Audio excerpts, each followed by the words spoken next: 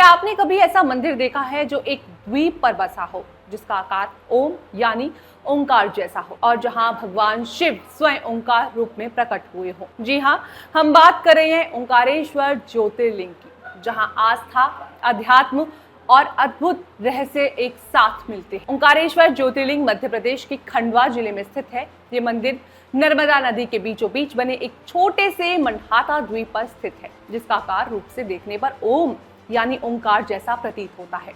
इसलिए इसे ओंकारेश्वर कहा गया है, यानी ओम के ईश्वर के साथ। पौराणिक मान्यता के अनुसार एक बार देवताओं और असुरों में युद्ध छिड़ गया। देवता हारने लगे, तब उन्होंने भगवान शिव से प्रार्थना की। शिव जी ने ओम ध्वनि के रूप में प्रकट होकर उनकी रक्षा के लिए ओंकारेश्वर ज्योतिर्लिंग की स्थापना की।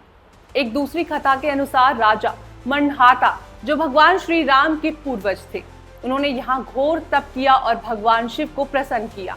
माना जाता है कि भगवान शिव ने उन्हें दर्शन दिए और यहाँ शिवलिंग के रूप में प्रकट हुए। इसलिए इस स्थान को मनहाता पर्वत भी कहा जाता है। ओंकारेश्वर ज्योतिर्लिंग को एक अनोखी बात यह है कि यहाँ 2 शिवलिंग की पूजा होती है। ओंकारेश्वर लिंग जो द्वीप पर स्थित है, ममलेश्वर लिंग जो नर्मदा नदी की दूसरी ओर है। शास्त्रों के अनुसार जब तक दोनों शिवलिंग के दर्शन कर लिए जाएं, तब तक यात्रा अधूरी मानी जाती है। इसलिए यहाँ आने वाला हर श्रद्धालु पहले ओंकारेश्वर और फिर ममलेश्वर के दर्शन करता है।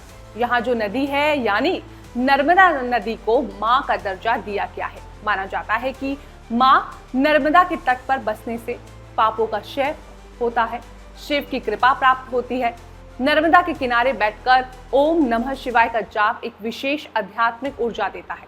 हर साल श्रावण मास, महाशिवरात्रि और नर्मदा जयंती पर यहाँ लाखों श्रद्धालु आते हैं, जल चढ़ाते हैं, नर्मदा में स्नान करते हैं और ओम की गूंज में खो जाते हैं।